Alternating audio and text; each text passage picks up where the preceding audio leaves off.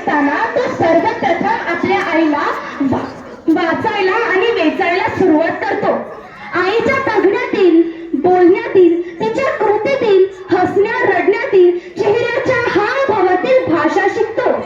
तेव्हा खऱ्या अर्थाने एका बालकाची आईच त्याचे विद्यापीठ असते आणि तिची भाषा ही त्याची आशा असते. म्हणूनच मलाही मातृभाषेची नशा आहे. माझा कोड क्रमांक 7 असून मी विषय ठेवते आहे मातृभाषेतून शिक्षण, महत्व आणि फायदे. शिक्षण म्हणजे ज्ञान. ज्ञानार्जन करण्यासाठी भाषा ही हवीच. भाषा हे संवादाचे साधन असते. इच्छा, भावना, मन, आकांक्षा याचे आदान प्रदान करण्यासाठी भाषेचा वापर होतो.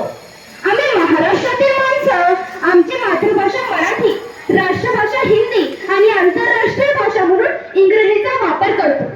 मातृभाषेतून शिक्षण घेणे उचित की राष्ट्रीय आंतरराष्ट्रीय भाषेतून शिक्षण घेणे योग्य, हा त्यांच्या विचारांचा, प्रतिष्ठेचा, तडजोडीचा, परिस्थिती अनुकूलतेचा, खर्चाचा भाग असू शकेल. हल्ली आपणच आपल्या मातृभाषेला कमी महत्व देत आहोत.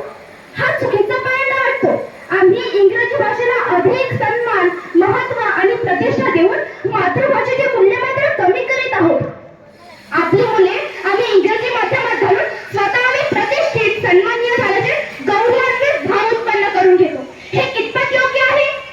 अशा मुलांना धड इंग्रजीही बोलता येत नाही की धड मराठीही बोलता येत नाही, तर ही मुले इंग्रजी, मराठी, हिंदी अशी मिक्सर नवीनच खिचडी भाषा बोलत आहेत. अशा मुलांच्या भवितव्यावर, करिअरवरच प्रश्नचिन्ह उपस्थित होत आहेत. आपण आता बघू मातृभाषेतून शिक्षण घेणे किती, कसे व का महत्वाचे आहे.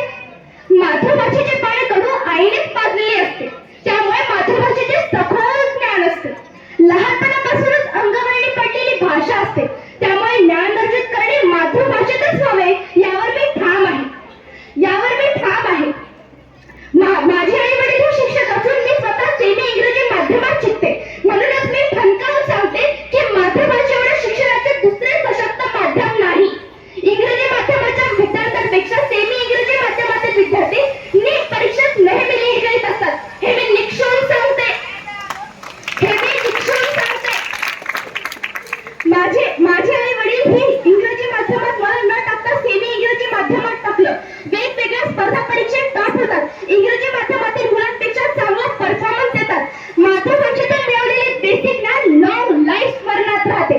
आपली संस्कृती, संस्कार, संवेदना, अभिव्यक्ती, भाषण, भावभावनेचे आदान प्रदान सर्वंकष पद्धतीने साकारता येते, तेही मातृभाषेमुळे. त्यामुळे मातृभाषेचे महत्व ध्रुवतारगत आढळत आहे शिक्षणामध्ये. मातृभाषेतील शिक्षण हे आमचे पारंपरिक रक्षण असते, सांस्कृतिक जतन असते, आत्मिक कथन असते, मानसिक आधार असते. मातृभाषेतील शिक्षणाचे अनेक फायदे सांगता येतील. पारंपरिक असल्यामुळे सहज साध्य होते, वेगळे शिकण्याची आवश्यकता नसते. मातृभाषेत शिकल्यामुळे भाषा परिपूर्ण कळते. मातृभाषेमुळे ज्ञाती होते